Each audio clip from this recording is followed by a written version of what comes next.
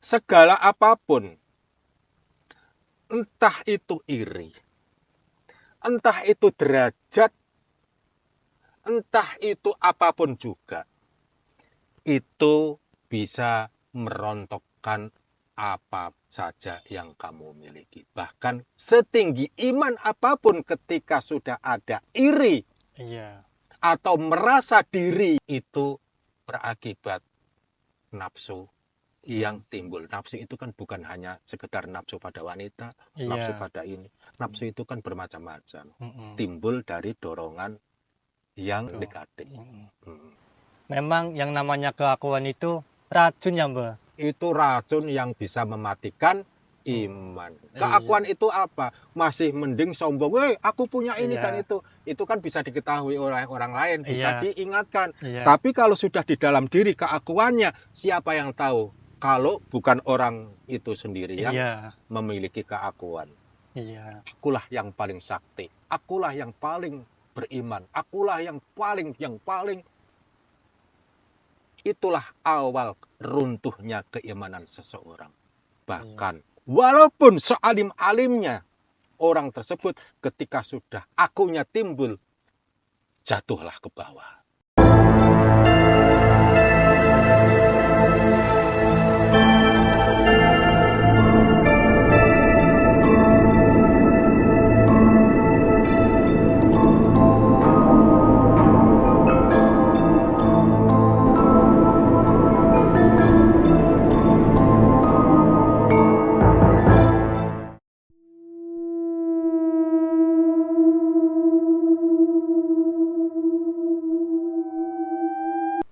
Mbak, Ya, pokoknya saya diceritain dong, Mbak. diceritain. Cerita apa ini? Iya, cerita yang menginspirasi untuk diri saya dan untuk teman-teman yang lain. Tentang apa ini? Inspirasi tentang apa? Ya, tentang cara mengendalikan hawa nafsu. Terus terang saja, Mbak. Saya pun masih begitu. Masih belum terkontrol hawa nafsunya. Gimana menurut si Mbak? Ya, menurut saya sih memang hawa nafsu itu harus dikontrol ya. Iya, Bukan Mbak. berarti harus dihilangkan ya. Iya, nggak bisa. Terus, Iya, terus saya butuh cerita yang menginspirasi untuk mengendalikan hawa nafsu, Mbak. kenapa kamu grogi? Iya, Mbak. Orang mau minta diceritain aja kok grogi. Iya, Mbak. Simbah itu orang biasa Iya, ya, sama-sama membutuhkan makan ya, iya, membutuhkan kesejahteraan, jadi nggak perlu grogi ya Mas Simbah ya. iya, Mbak. Tapi yang jelas kamu pingin cerita dari Simbah, Iya, cerita yang menginspirasi agar bisa mengendalikan nafsu gitu. iya, begitu, Mbak. Tak ceritain ya, Iya, monggo. tapi benar-benar nih ya, Iya, biar Mbak. kamu terinspirasi ya, Iya, lalu kamu gunakan apa yang Simbah sampaikan, biar Simbah itu cerita nggak sia-sia ya. iya, Mbak.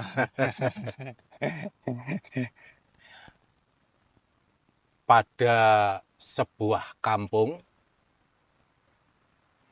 ada seorang tokoh yang mana tokoh tersebut sudah terkenal alim dan keilmuannya. Iya, Alim dan keilmuannya itu yang Simbah maksud, dia ilmunya tinggi iya, dan bisa menjalankan keilmuannya, itu yang Simbah maksud iya, ya. Mbak. Saking alimnya, orang-orang sekitar bahkan penduduk kampung lainnya pun menghormati beliau. Iya, Ketika bertemu sama beliau, semua pada cium tangan untuk mendapatkan berkah dari ilmu yang tokoh tersebut miliki. mm,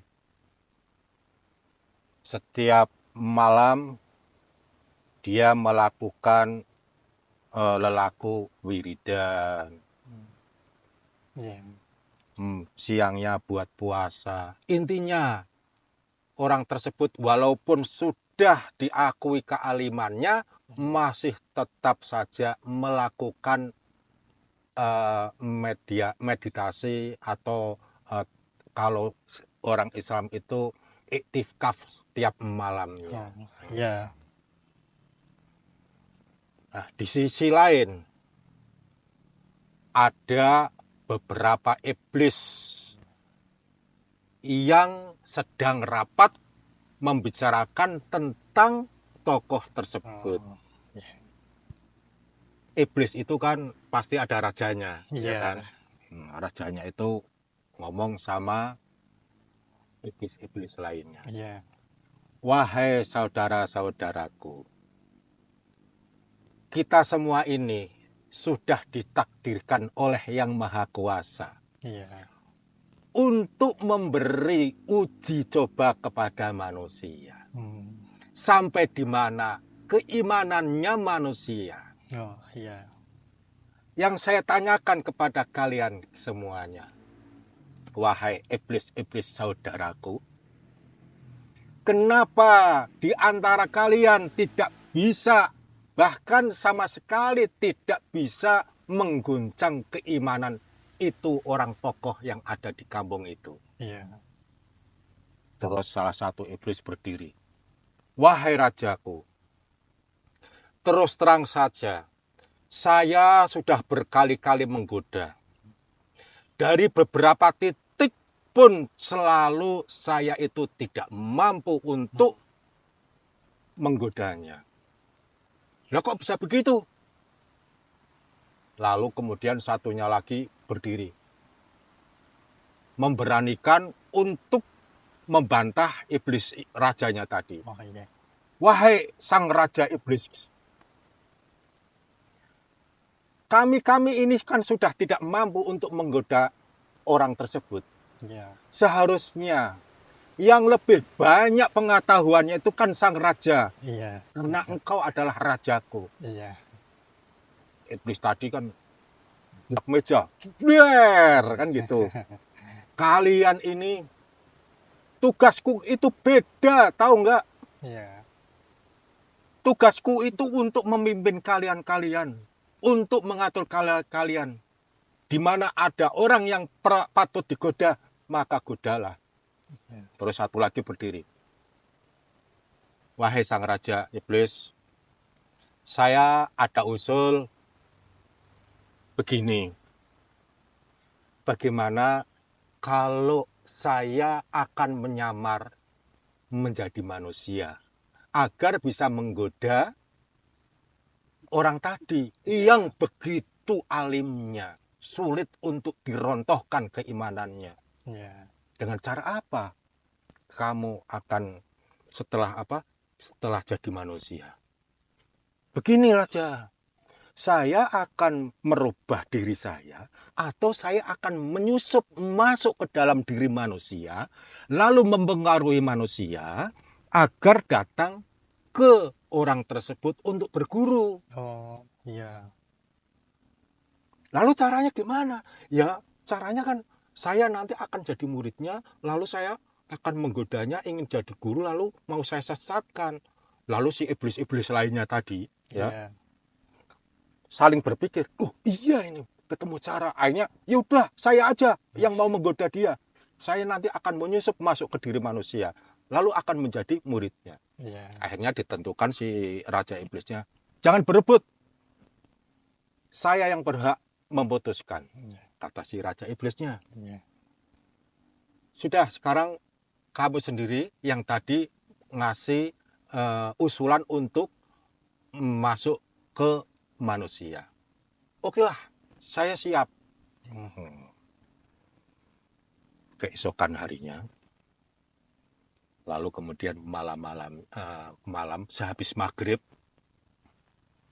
si iblis itu masuk ke seseorang. Selep. Bahasa familiarnya mungkin orang tersebut kesurupan lah ya. Tapi kesurupan yang bukan krumit ya, kesurupan iblis aja gitu, disusupin. Sifatnya mungkin. Sifatnya ya kan. Nah, singkat cerita, si iblis itu orang tokoh si alim tadi sedang wiritan. Sesuai dengan agamanya kan, wiritannya dia. Iya. La ilaha illallah, la ilaha illallah, la ilaha illallah. Lagi wiritan lah ya. Setelah itu, si iblis itu merangkang. Merangkang menghampiri tokoh tadi. Terus duduk di sebelahnya. Setelah itu, si tokoh tadi nengok. Si iblis tadi, ketika si tokoh tadi nengok, dia nunduk. Iya. Sambil ngasih hormat. Lalu kemudian selesailah istilahnya, singkat ceritalah, selesailah wiritan tadi karena sudah waktunya isya, yaitu waktunya sholat isya. Tentu tokoh tadi kan akan menjalankan sholat isya. Iya. Ketika itu si tokoh tadi berjalan menghadapi ke depan, dia itu jalannya merangkak. Lalu dilihat sama si tokoh yang alim tadi. Iya. Kenapa kamu merangkak seperti itu? Mohon ampun. Kenapa mohon ampun? Terus terang, saya kagum atas apa yang selama ini engkau lakukan. Tolonglah ajari saya. Kata si iblis tadi. Iya. Tolonglah ajari saya. Agar saya bisa berbakti kepada Tuhan seperti engkau. Terus si alim tadi, wahai saudaraku. Dia nggak tahu iblis ini. Iya. Ya. Si tokoh alimat itu tadi kan tidak tahu bahwa dia itu sebenarnya iblis. Iya. Dipanggillah, wahai saudaraku. Wahai saudaraku.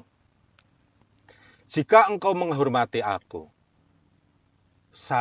tidak seharusnya dengan penghormatan seperti itu. Karena apa? Pada sejatinya, siapa yang lebih takwa, dialah yang lebih tinggi derajatnya. Iya. Ketika engkau mau belajar seperti ini kepada diri saya, lalu menganggap saya lebih alim saja, kamu berarti sudah tinggi derajatnya daripada aku. Saking merendahnya si tokoh tadi, ya. Tidak. Tetap saya ingin belajar kepada engkau, wahai orang alim. Ya sudah, nanti ya. Sekarang saya mau menjalankan sholat isya dulu. Iya. Kata si alim tadi. Kamu jadi imam ya, kata si alim tadi. Tidak. Saya menjadi makmum saja, saya di belakang. Akhirnya si alim tadi tetap jadi imam. Singkat cerita, selesailah sholat tadi. Iya. Ya. Setelah sholat selesai, kemudian si iblis tadi ngomong lagi sama si alim. Wahai guruku. Lah, kenapa kamu memanggil saya guru? Gitu. Ya. Pokoknya bagaimanapun juga engkau akan kupanggil guru. Karena saya memang mau berguru kepada engkau, wahai orang alim. Ya sudah, sekarang begini ya. Ikutin saya wiridan ya. Oh, iya. Akhirnya suruh ngikutin, duduk. Dari la ilaha illallah, subhanallah, dan lain-lain sebagainya dibaca. Iya. Sampai malam, bahkan tengah malam. Lalu kemudian si alim tadi karena buang air, buang angin, iya. Pastinya kan batal kalau dalam syariat Islam kan begitu, batal. Kemudian si alim tadi kan mengambil air wudhu mau ke belakang. Ketika mau ngambil wudhu, si iblis tadi masih tetap saja la ilaha illallah, la ilaha illallah. Itu nggak ada putus-putusnya sampai subuh. Kemudian setelah subuh dihentikan. ini sudah subuh, ayo kita sholat. Sholat lagi. Setelah sholat, habis sholat subuh, dia wiridan lagi. Sampai berterus-terusan begitu, isinya sholat, zikir, terus sampai berhari-hari. Lalu kemudian si alim tadi bilang, wahai saudaraku, luar biasa. Sungguh luar biasa. Selama ini saya tidak pernah menemukan orang yang seperti kamu. Saya sendiri tidak mampu menjalani seperti kamu. Apa sih rahasianya? Kata si alim tadi. Apa sih rahasianya? Hingga kamu bisa menjalankan wiridan yang sebegitu lamanya, bahkan sudah berhari-hari. Timbullah rasa keirian di dalam diri si orang alim tadi. Saya harus seperti dia. Nanti kalau ini lebih alim, bagaimana ini? Jadi ada rasa tersaingi sama dia. Ada rasa tersaingi. Nanti kalau saya tersaingi bagaimana? Akhirnya setelah beberapa hari dipanggil, wahai saudaraku, tolonglah ajari aku. Tapi si iblis tadi, karena saking khidmatnya melakukan wiridan pendekatan diri kepada Tuhan, maka seakan-akan tidak mendengarkan colekan-colekan atau panggilan-panggilan dari si alim tadi. Dia masih tetap saja begini. Lalu si alim tadi marah. Blak pundaknya. Hai, kamu ini katanya mau berguru kepada saya, tapi saya panggil kok tidak mendengarkan, bahkan saya colek-colek pun tidak nengok. Sebenarnya kenapa kamu ini? Akhirnya begini lagi si iblisnya. Mohon maaf, saya terhanyut ketika saya sedang tafakur, ketika saya berhadapan dengan Tuhanku, maka colekan-colekan kamu, panggilan-panggilan kamu pun tidak saya dengar. Lalu ditanya lagi si iblis tadi, tolonglah berikan caranya agar saya bisa atau mampu seperti kamu. Kemudian si iblis tadi, mohon maaf guruku, kenapa saya bisa melakukan hal yang seperti ini? Karena saya telah melakukan banyak dosa-dosa yang saya lakukan. Ketika saya menjalaninya, maka semua dosa itu teringat semua. Penyesalan itu ada. Maka dari itu, saya itu fokus agar bagaimana bisa lebih dekat kepada Tuhanku. Oh, kata si alim. Oh, caranya begitu ya. Lalu, dosa apa yang telah kamu lakukan? Kata si alim tadi. Gini. Terus terang, saya itu pemabuk. Senangnya mabuk. Minum minuman Arab. Itulah yang mengakibatkan saya menyesal, wahai guru. Oh, berarti karena kamu menyesali, akhirnya seperti itu. Tolonglah, ajari aku, tapi yang bukan begitu. Saya nggak doyan mabuk, saya nggak doyan minuman keras, kata si alim tadi. Ya sudah, kalau begitu itulah cara saya. Ada nggak cara lain? Kata si orang alim tadi. Lalu ditanya, apakah kamu benar mau ingin tahu tentang apa yang saya lakukan agar menjadi orang yang taat kepada Tuhan, benar-benar taat lalu fokus? Betul. Sekarang saya menjadi muridku. Kata si alim tadi. Berarti kan berbalik. Pertama kan iblis tadi yang menjadi muridnya, sekarang berbalik, si alim akhirnya berguru kepada itu. Karena apa? Jadi si alim itu sudah punya pendirian bahwa seorang murid itu harus patuh kepada gurunya, apapun yang ia perintahkan harus manut. Patokannya ke begitu. jika engkau ingin berguru kepadaku, apakah kamu mau melakukan apa yang saya perintahkan? Kata si iblis tadi. Mau. Ini kedekatanku kepada Tuhan. Terus terang saja.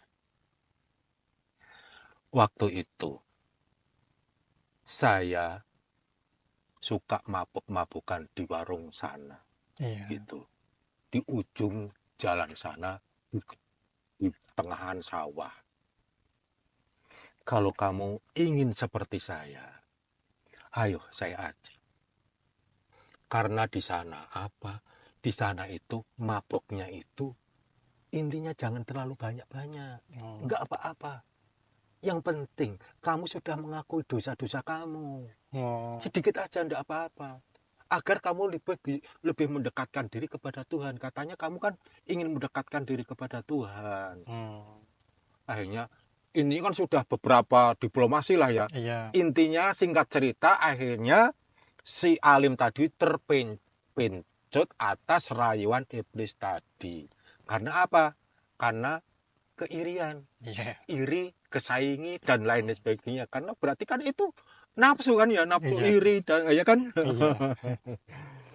Dan kemudian akhirnya diajaklah si alim itu ke tengah sawah.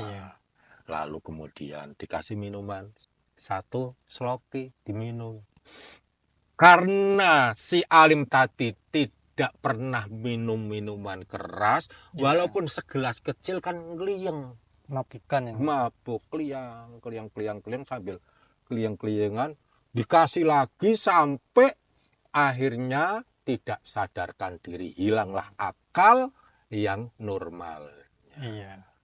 Keliang. Orang mabuk kan biasa seperti itu. Kayaknya sih ya. Keliang kelihat di situ. Lah kok itu kok kan begitu. Melihat si yang jual minuman keras itu wanita. Padahal ibu-ibu. Tapi dilihatnya karena dia pikirannya nggak normal, kelihatannya wanita cantik. Ih, wanita itu. Akhirnya kan saking itunya, akhirnya wanita tadi, ibu-ibu tadi diperkosa. Setelah diperkosa, akhirnya apa? Si ibu-ibu itu kan akhirnya nangis. Kenapa saya diperkosa? Bagaimana nanti suami saya? Kan gitu kan? Lalu si iblis tadi itu, kenapa? Bukankah yang saya ajarkan itu hanya minuman itu saja, bukan untuk memperkosa? Kamu telah melanggar ini. Telah melanggar dari apa yang saya perintahkan. Saya kan hanya memerintahkan hanya minum-minuman keras. Akhirnya apa? Itu si ibu tadi kan melaporkan masyarakat sambil teriak-teriak. Itu kan takutan sih tokoh tadi. Pada akhirnya apa? Saking rasa takutnya itu memuncak, si ibu-ibu tadi dipegang lalu dibunuhlah si ibu-ibu tadi jelas. Nah, di situ inspirasinya.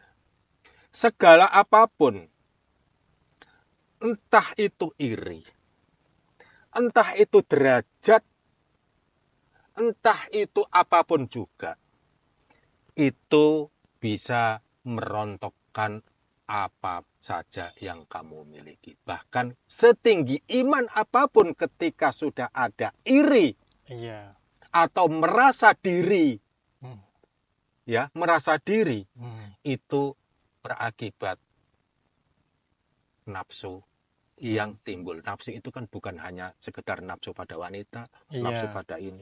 Nafsu itu kan bermacam-macam.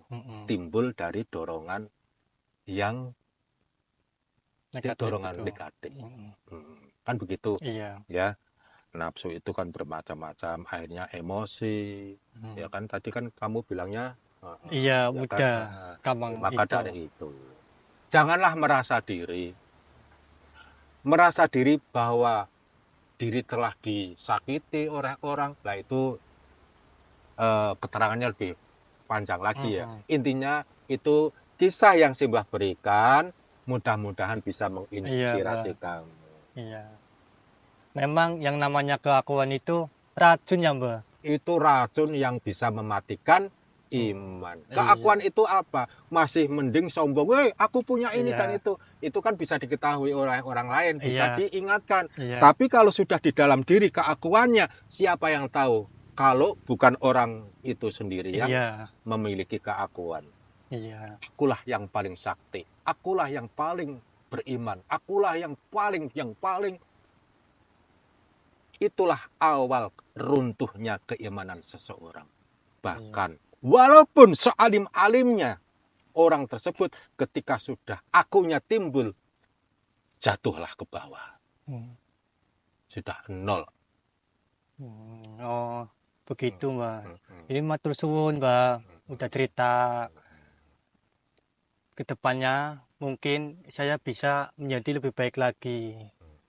Mudah-mudahan cerita Simbah tadi bisa menginspirasi kamu, ya. Nggih, Mbah, matur suwun sanget nggih. Rahayu. Rahayu.